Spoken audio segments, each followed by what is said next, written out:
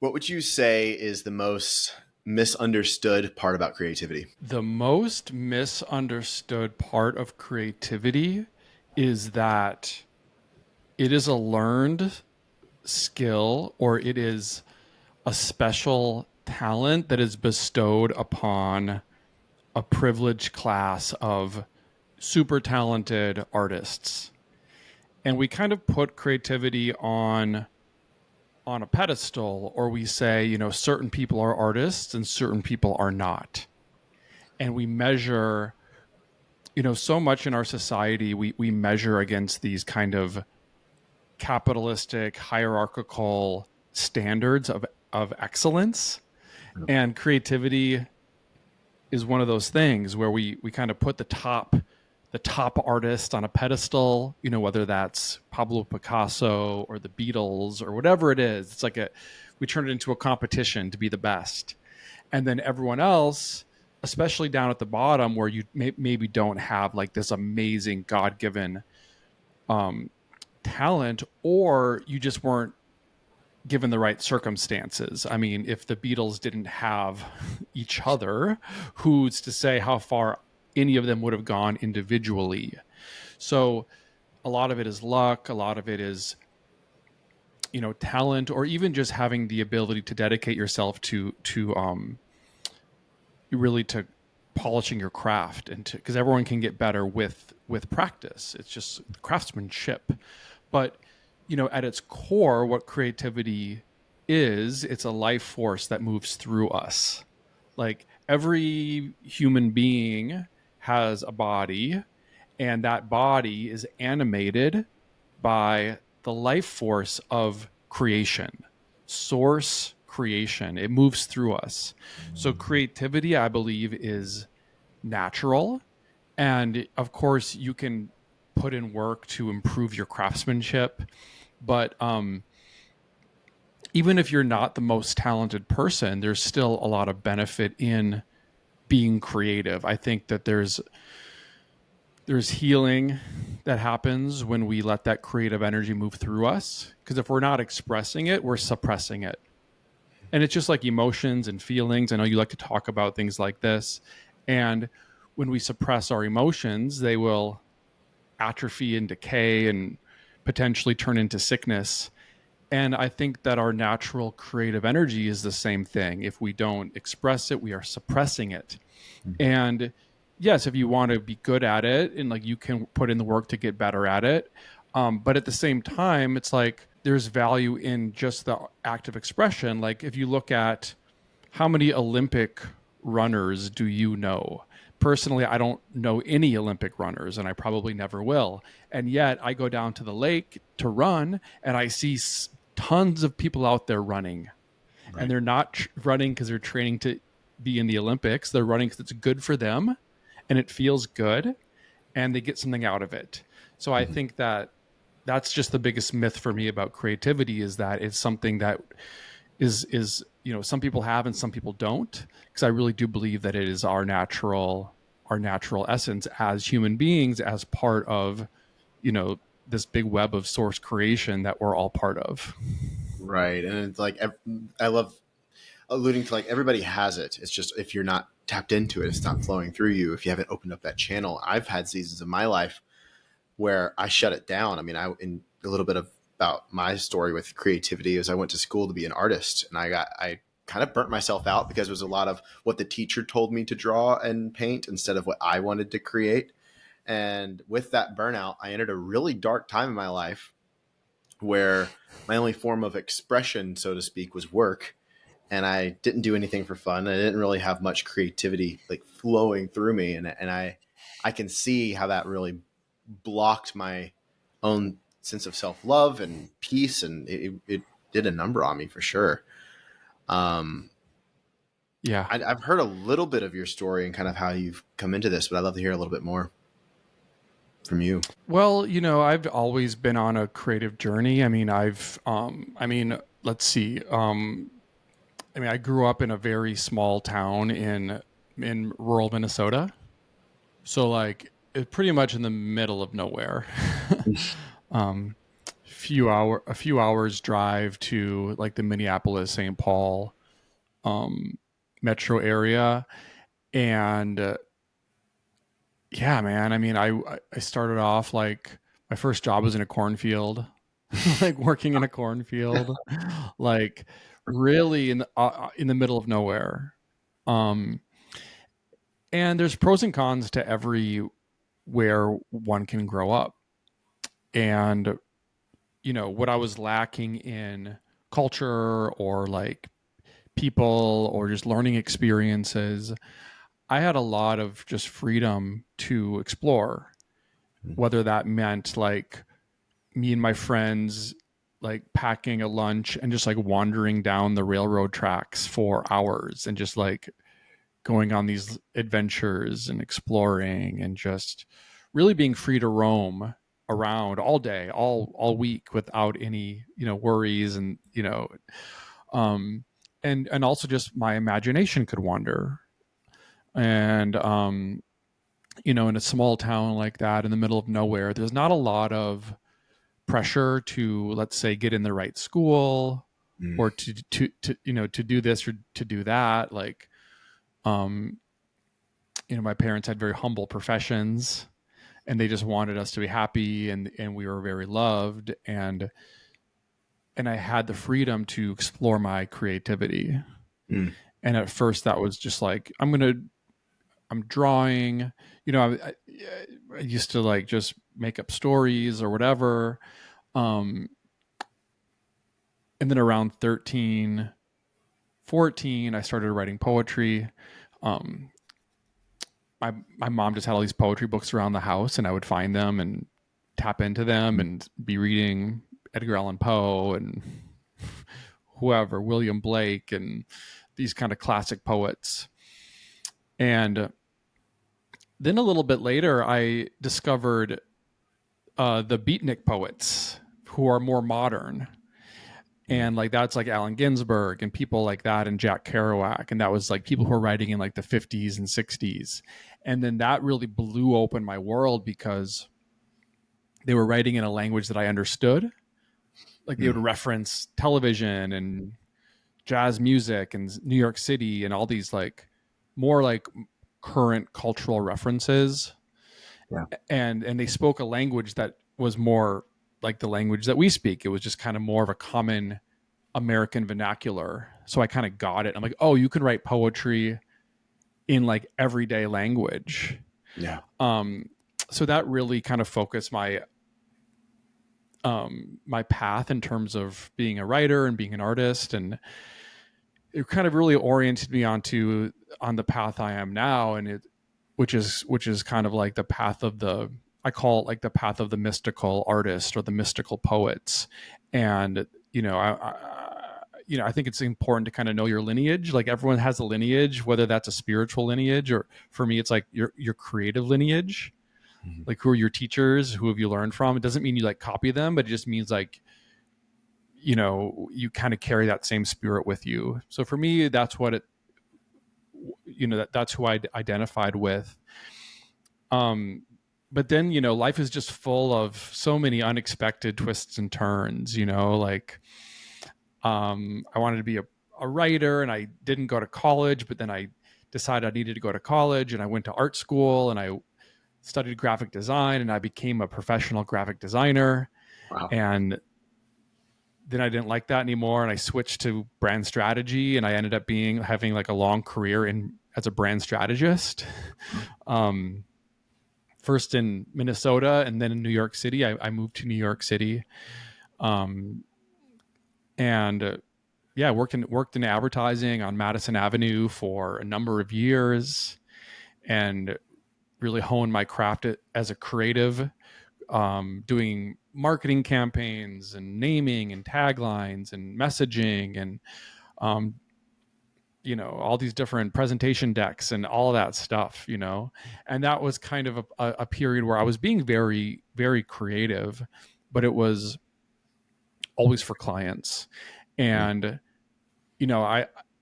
I learned to be kind of like creative on demand because we would have tons of clients at once and a bunch of projects that we're juggling at once. And like, you don't have a lot of time to sit around and wait for inspiration to strike. You kind of need to like get together in a room, talk it out. What's the best idea? Go with it, put it together. And it's kind of like an assembly line of creativity, which on one hand was good kind of training to get me, my, I believe in like creative conditioning, just like Mm. working out, you need like conditioning and, you put in that rigorous effort and you get stronger. And for me, that was a period where I learned to get stronger with my creativity. But ultimately, I kind of found burnout doing that. And yeah, I talk a lot about the yin and the yang of creativity. And, for working in advertising, it was very much in that yang energy where it's all about productivity, go, go, go, do.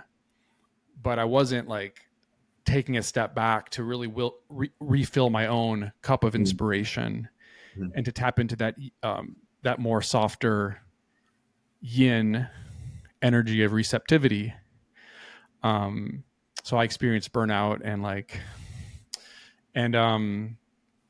yeah, man, like, my first book I had published while I was still working in advertising, and I was Wow. dealing with all this ego drama in my own head, and there was so much ego in the offices and all of this stuff. So ego is a big theme in my life at that time. So I wrote a book called Shit Your Ego Says, which got published by Hay House in 2017. And Wow. yeah, and just to fast forward a little bit, like during 2020, like during the pandemic, the world felt like it had gone upside down, and it was so crazy, and there was so much absurdity. And then I started making memes, and my memes on Instagram really started to blow up. Mm. Um, and that's when I started Words Are Vibrations, my Instagram account, and my second book ended up being a collection of poetry and memes. And yeah, and now my third book recently came out, which is called The Art of You: The Essential Guidebook to Reclaiming Your Creativity. And it's really everything I've learned during my own, decades on my own creative journey in all these Mm. various fields, as a poet, as a artist, as a brand strategist, right? As a meme artist and a content creator and influencer. Um, I really wanted to write down kind of the keys to unlock creativity in everyone. Mm. So whatever kind of form your art takes, whether you're an amateur or a professional, the art of you really attempts to unlock the secrets to the creative process to make it more accessible for everyone. I love it. I love your story. First off, how you like the kismet way that you got to where you're at. It's really cool to see the weaving of it all. Yeah. And I want to zoom in on one thing that you shared, which was creative conditioning. And I think those things usually don't seem to go from the outside hand in hand. Where it's like, how can, if I don't have creativity finding me, how do I like self generate it? Or if you're having like a writer's block, so to speak, how do you overcome that when you're in a boardroom and they need to have the decision made? And how did you get, like, how was that process for you to like almost be creative on the spot? Or was it just something that you were in and it was just, you just showed up? Yeah, there's a lot there. I think that, there's a couple stages of creativity. And one, the main, I think if I could narrow down the creative process to like two steps, it would be intuition and craftsmanship. Mm. And these are very, very, very, very, very different things. And you need both of them. And one is the yin and one is the yang, right? Mm. So intuition is it's really not about doing anything. It's about really just being able to tap into an intelligence that we all have access to that is it's kind of beyond us, but it's also within us, and we all have the ability to tap into it. While craftsmanship is all about consistency and practice, practice, practice. So I don't really believe in, like, let's call it writer's block, because I think that creativity is, again, it's kind of like a natural thing that flows through us. And I think it's kind of like a purge. So, in other words, back to the intuition part, like, I believe in cultivating the soil of our consciousness. So if you're gonna grow a garden, before you can harvest the crops, you need to tend to the soil. You need healthy soil. And this is sort of the soil of our intuition, of our own consciousness. So it's really important to tend to that soil, which could mean a lot of things. But it's like, I think that, if I sit down to write, there might be days where nothing comes out. I sit down to write every single morning. And there are some days where just nothing comes out. And I don't think that's writer's block. I just think that, like, I haven't had enough of the, whether it's life experience or emotions or data to pull from to let it come through me. It's like, if you're gonna, I think creativity is similar to a purge. You're filling yourself up with inspiration and ideas and insights and information and feelings and emotions and life experiences, and then at a certain point they kind of flow out of you. So, and that's true even for advertising, because even for advertising, like, there's a lot of research involved. So research is sort of like you're pulling in data and information. And the more you pull in, the more you absorb, the more you're filling yourself up for these ideas to flow through us. So it's not like it's an accident. It's not like it's, oh, I had I had an idea, or I was creative one day and I wasn't creative another day. I think it has to do with how much input that we're giving ourselves, and that goes inside of us, and then it comes out through creative expression. And it's just like anything else. It gets easier the more you do it. So just putting in it's like the Malcolm Gladwell theory of, like, 10,000 hours. Like, to master anything, all you need to do is put in 10,000 hours of practice. And then you'll find your voice, you'll find your methodology. So one thing I do with my clients is, like, I help them develop their own creative ritual, right? Because I think for me, creativity is a ritualistic activity that I pretty much do every day. And that has to do with, like, first tuning into your intuition and your body and feeling what's there, and then letting it kind of purge out of you into the paper or whatever it is you're working on. So yeah, intuition and craftsmanship, and then having a ritual to bring them together is really the secret sauce of the creative process. I love that. And especially your frame of, like, not believing in writer's block. I've never heard it expressed that way. So that's amazing.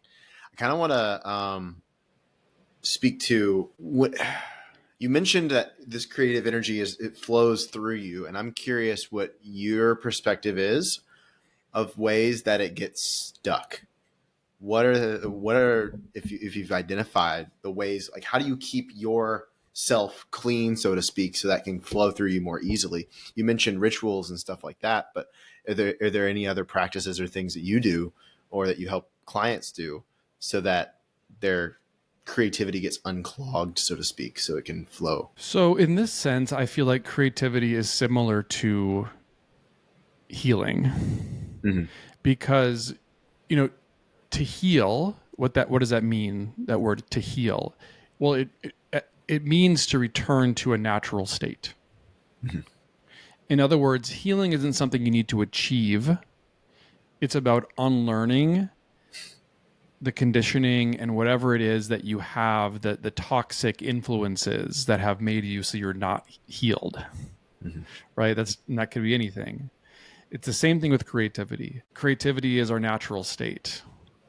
It's that inner child, inner artist that we're all born with, but over time we become distracted and we get, pulled into a lot of activities and careers that are not in resonance with our souls. And then we start identifying with these roles that we're playing in society. Mm-hmm. It's like, I am an advertising executive, or I am an HR director, right? Or like whatever it is. And we start to lose sight of, like, we start identifying with these social roles and these social hierarchies more than our own true essence. So it's just so important to kind of retain that connection with our own soul. And, for me, I've done a lot of like unlearning of like social conditioning. And that's been a long journey for me. Right. And that's had a lot of different pieces to it, whether it's like learning to meditate. So you can really separate. For me, it's like separating, learning to identify with our ego rather than our intuition rather than our ego, Oof. Yeah. and cultivating that relationship with your intuition. Mm-hmm. And like, it's like there's this great quote by Ram Dass: "The quieter you become, the more you can hear." So really, for me, it starts by cultivating the soil of my mind.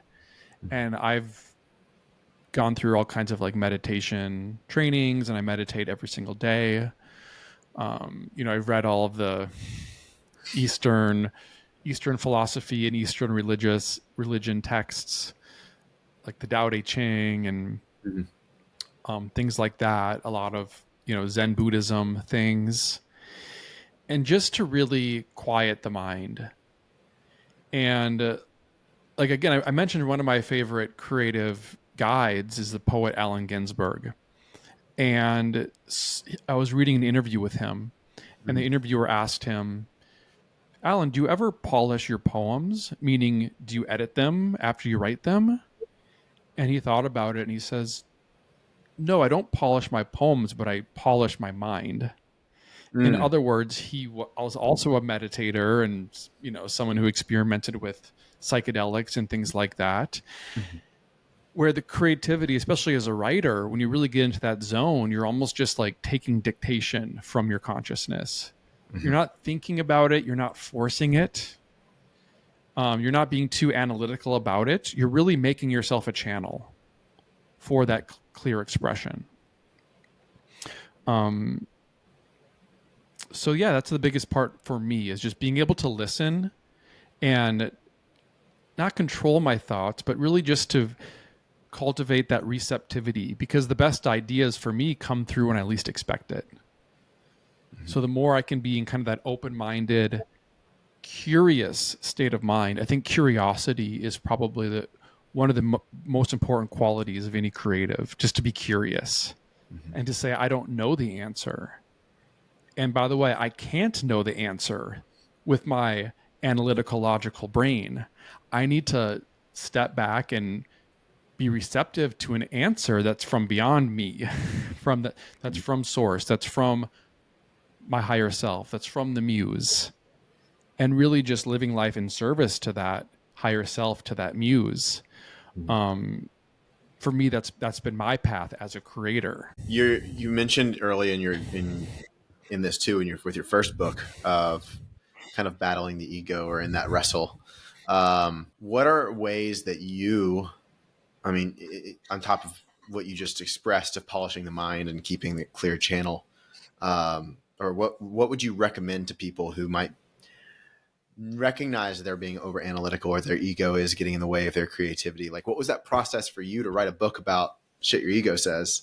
I'm sure you were wrestling with your own ego in some way, but you turned that into creativity itself. Yeah, sure. I mean, let's see. Yeah, I just did it. I don't know what else to say. I'm checking my first book, and it's like Yeah. I'd never written a book before. Now I kind of know how to do it, but it was really just, I just remember that first book. It's like I had this idea and I believed in it so much, and And again, I was living it because every day I was going to work and I was dealing with my ego and I was dealing with my boss's ego and all, there's so much office politics. And I'm sure people can relate to this in every profession, even just in life, all this like competition and jockeying for position. And it's that all gave me inspiration to write about because I was living it. Right. And that's why it's like inspiration can come from anywhere. Like I was, just to compare two artists who are had very different inputs. Like Mhm. on one hand, you've got like the paintings of Georgia O'Keeffe, right? Like Georgia O'Keeffe painted these beautiful desert landscapes and flowers, and they're all very beautiful. And she lived out in nature, and she painted these beautiful natural scenes, and her work was very peaceful. And then you've got an artist like Jean-Michel Basquiat, who lived in New York City in the 1980s and was doing drugs and was just around, all kinds of chaos in like Manhattan. And his work was messy and it was cluttered and it was like kind of chaotic, but it was still beautiful. So no matter what your life looks like, no matter what you're doing, there is inspiration there. Because again, I think creativity is about transmuting life experiences into expression. And we all have life experiences, no matter good, bad, and ugly, all of them. I think this is all fodder for creativity. It all, our experiences, we absorb them and we feel them and we tap into them and then we turn them into fuel for our own creativity. So that first book was just like, how can I transmute these experiences into art? And just, yeah, I just felt like every day I was kind of finding my way. I was writing it, while working full time in advertising. So I was getting up early to write before going into the office, and I'm coming back home at night and writing more, and just finding, and for me it was fun. It was exciting. It's like, oh wow, I'm writing a book. Like this is every sentence was kind of like it's a fun exploration. So people are often like, how do if I work full time, how do I find time to create? Or I feel too burnt out to create. Mhm. And for me at that time, it gave me energy because I found it fun. So I think like at its essence, creativity should be fun.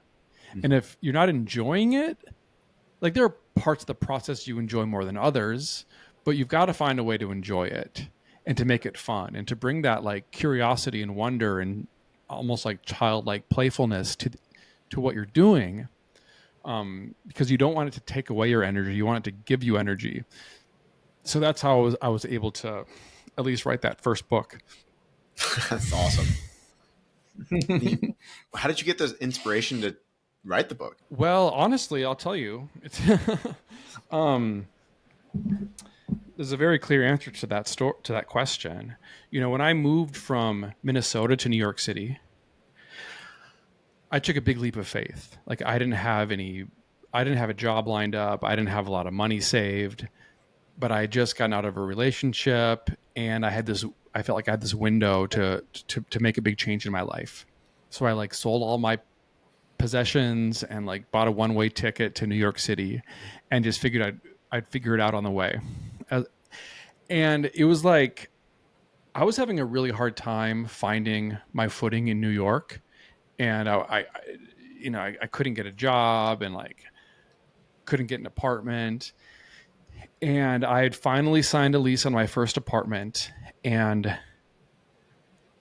I was going to move in the next day. And Hurricane Sandy hit New York City. This was 2012. So now I was homeless. So I was already unemployed. I was running out of money. And now suddenly I didn't have a home. Wow. And my friend who I was going to move in with, so we were both out of a home, he suggested, like we had nowhere to stay. He suggested he had this friend who had this empty little cottage on this little island in the Caribbean called Culebra.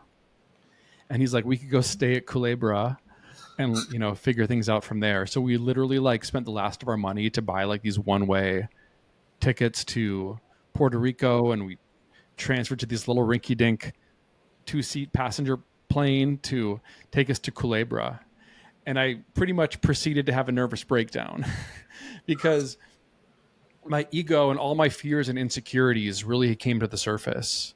And I was like, why did I move to New York? Why did I follow my dreams? Who was I to think that I could move to New York City and be a writer or whatever? And it was just ego, ego, ego.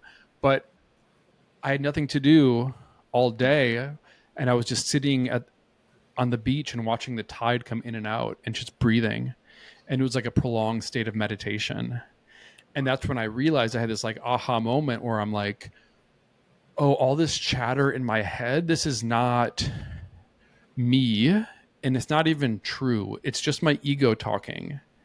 And then the Mm. longer I sat and the longer I listened, I could really start to feel, and I say that word feel rather than hear, feel this other voice that I recognized as, my higher self or my intuition that was telling me that everything was happening for a reason that I could not yet see.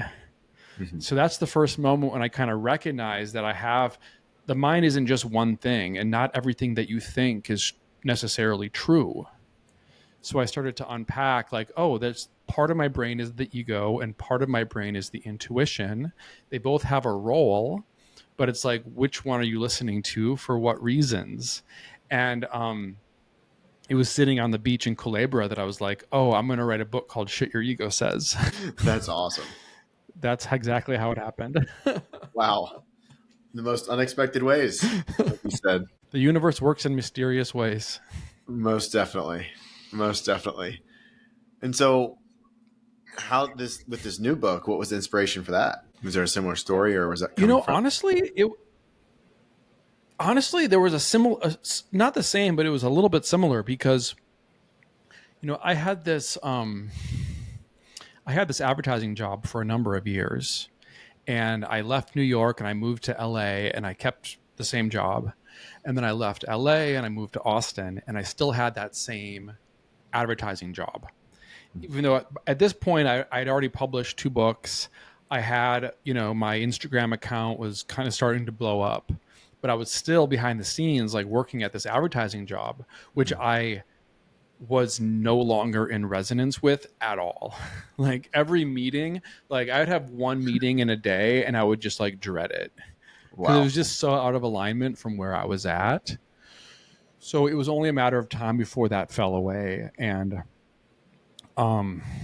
yeah, basically my agency was acquired by this big technology company, and they didn't want to do branding anymore, and they dissolved the whole branding team, and I was let go.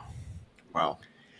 And it was in the following days after getting let go that, I knew that I didn't want to go find another advertising job, because I knew that like that chapter of my life had closed, but I didn't know what to do next. Like I was, I had some online popularity, but I wasn't really making money from that. And I would really just meditate in the morning and be like, okay, what opportunity is this opening up for me? And like I was trying to feel into what to do next. And I just started to think about creativity and really all the lessons that I had learned about creativity throughout, 40 years of my life. And I started to really unpack like, what is creativity? And the main framework of the book is the yin and the yang of creativity. And that's what came through. I didn't know it was going to be a book yet, but I was like, let's really figure out like how creativity works, how to unlock it, and really how to teach it to others. And that's the first idea that came through, is this yin and yang. Because I'm like, on one hand, creativity is very spiritual, because where do ideas come from, and where does intuition come from? Mm-hmm. And so much of it is magical, right? You can't explain where some of the best ideas come from. It's just about being in flow with that creative life force. and being receptive to ideas when they come. So on one hand, it's very mystical, very, very spiritual. But on the other hand, it's all about making things and crafting things and having a certain style and trying different things and experimenting and launching projects and finishing them, and which is all doing and making and shaping and crafting. So then I'm like, oh, okay, so this is actually like the yin and the yang. It's actually like one is very like inward focused and being receptive, and the other one is very kind of outward focused and making things. And then I'm like, wow, so creativity is really like, it's really manifesting spirit in the third dimension. Like truly. Because like something doesn't exist. There's no idea, no one's talking about it. There's no evidence of it. And then you just get this little whiff of an idea. And then you kind of like concentrate on that idea or a feeling.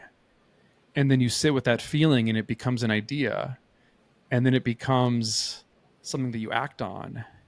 And then you start doing something with it. And then little by little, you know, you type up the idea, or you, at some point it becomes real. And then it's a physical, tangible object that you were able to shepherd into the world. And like that is just mind blowing to me.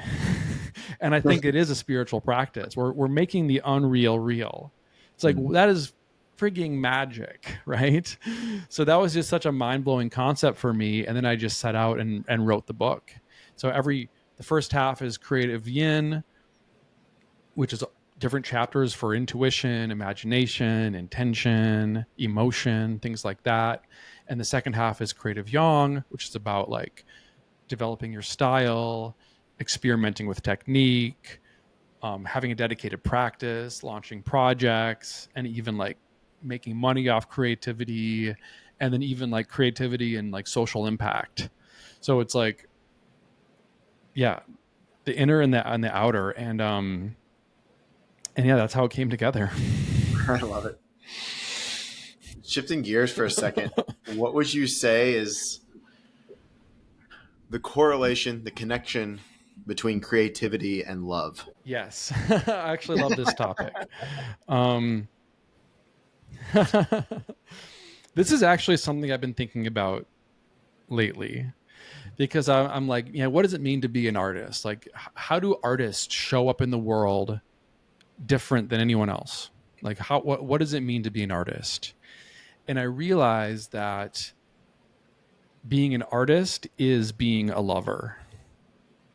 Okay, and whether you're making art or you're making love, both are driven by this desire, and it's an affirmation of life itself.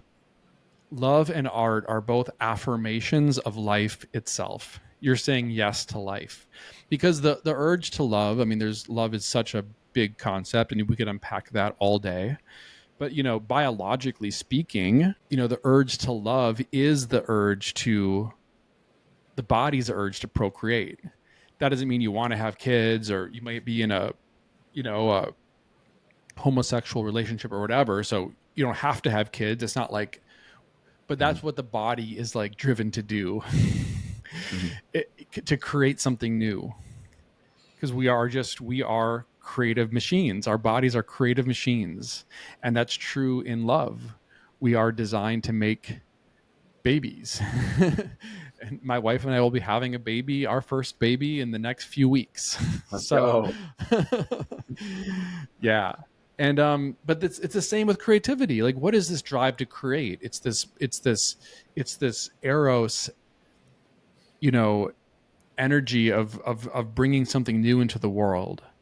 And I think that that's why it's the yin and the yang are both part of creativity. Like, making art is a creation ritual, just like sex. And it takes the integration of the feminine principle and the masculine principle.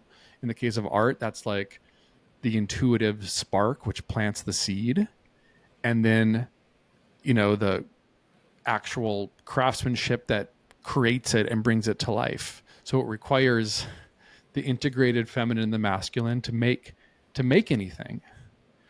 Mhm. And being an artist is kind of, I think that's having an integrated feminine and masculine is important for any artist, because you've got to be receptive to new ideas, but you also have to um, bring them to life.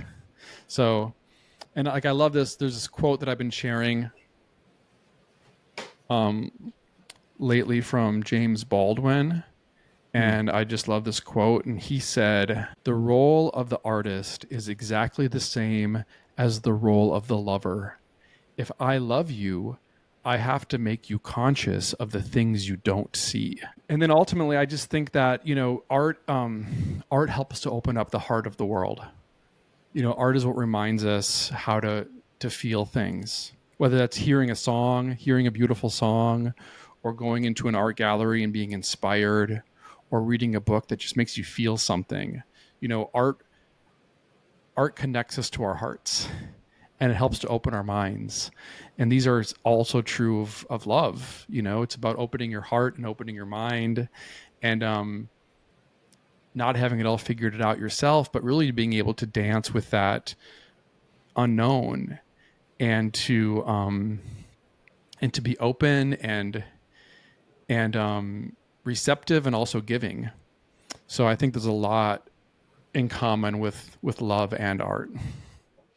How has it impacted your life the deeper you go with creativity? Maybe with your relationship, has one impacted the other, so to speak? Well, that's a funny question. I I mean, I'll say it this way. I think every dedicated artist, um, if they're even in a relationship, they're almost in two relationships. So, in other words, like you're in a relationship with your art, and you've got to give yourself to that art the same way you would give yourself to a partner. And I think that, at times can cause people who are really dedicated to what they do, even, that includes entrepreneurs, that love their work, because you've got to give yourself to it. Mhm. And, on one hand, that can take time away from your relationships. And it's important to manage that. But overall, it's really, yeah, it's opened me up. And it's hard to say like what's opened me up more, like my romantic relationship or my creative relationship, but both will open you up, and really demand a heightened degree of sensitivity. Right? So, you know, I'm sure they've helped each other, my relationships and my art, but learning to be more sensitive to what my art needs, what my partner needs, and to feel, right? And like not be in that logical state of mind where I know everything and I'm going to argue about something because I'm coming at it from this prideful place of ego. But no, I'm actually going to be open and sensitive to the situation, and to really like feel my way through it rather than trying to force my way through it. Um, so yeah, I'm sure that they've helped each other in so many ways. And also just that dedication. We're like, oh no, I'm gonna to write a book. Like you need to really be dedicated to it and stick with it, and not walk away when it gets boring or challenging, but really to believe in the project enough to see it through. And that's obviously true with relationships as well. It's not always pretty. There are times when it gets rocky, boring, or stagnant, or whatever, but knowing that you're going to see it through. Right. I love that. And you mentioned in the book, the new book, talk about legacy and how, and you maybe shift on culture. What is your legacy? What is your shift and you impact you want to have on culture in this season of your life? Well, what I think that the one thing that I do that I get the most out of, that I see the most like tangible success for me, is is this thing called Sunflower Club. And you've been to Sunflower Club, Kevin, so you know what I'm Right. talking about. You've been kind enough to come check it out. So I really My work at this point is really about the democratization of creativity and bringing creativity into places where it doesn't exist. You know, there are a lot of healing modalities, there are a lot of spiritual paths out there. And I believe, and for me in my life, creativity has been a healing modality and it has been a spiritual path. So I want to be an ambassador for others who resonate with that path. And the best way that I have to do that now beyond my books is Sunflower Club, which is basically it's a format where people can come and express their own inherent creativity. So whether they're a musician, a writer, a poet, a storyteller, a dancer, like we open it up to all types of creative modalities and levels of talent. Everyone's equal. Some people come and they're super talented, right? And they just impress us all. And some people are coming and they're sharing in public for the first time. And I'm more impressed by the people who are sharing in public for the first time, because if you're amazingly talented, yeah, of course you can go in front of a group and share because you know you're good and they're going to be impressed. But for someone to open their heart and to trust us to share something very vulnerable, I love that so much. So really, in my, I would like Sunflower Clubs, and I've already have published the format of how to host your own. So I would love to have Sunflower Clubs hosted in cities around the world. I'm from a small town in the Midwest, and there are a lot of little towns out there. There are a lot of cities out there that don't have a lot of the type of creative community that we're blessed to have living in Austin. Right. For every LA or Austin or Miami, there are 1,000 small towns out there that don't have access to creative expression or to be, public authors or artists or whatever. And of course, social media does help to open up the playing field for everyone, but still there's something about that real in-person experience to share and be seen and to see others. So that would be my dream, and the ultimate legacy I could ask for would be to spread Sunflower Club around the world and bring creativity to places where they don't have it. I love that. Where can people find out more about hosting their own? You said you had posted that. Yeah, on my website, jamesmccrae.com. I got a tab for Sunflower Club, and you can download this whole PDF of how to host your own. I can say from experience, I should say, like being there, it was really, even though I didn't share and I was just observing, it was very like, it enriched my own creativity, just being in the room with other creatives. Like that alone I got so much out of it. And unfortunately I haven't been back because of schedule conflicts, but I'm very excited to come back one day. Yeah, you're welcome anytime. Amazing. Well, thank you so much for being on the show, man. And just sharing your heart, sharing your art, sharing your books and your story, all of it. I really love the work that you're doing in the world and the play that you're doing in the world. And I see you, brother. And it's just really awesome that we had this conversation. We know each other. I'm grateful. Yeah, thanks, bro. I appreciate it. Thanks for having me on. And it's been fun to get to know you recently as well. So looking forward to seeing you again soon. Thank you.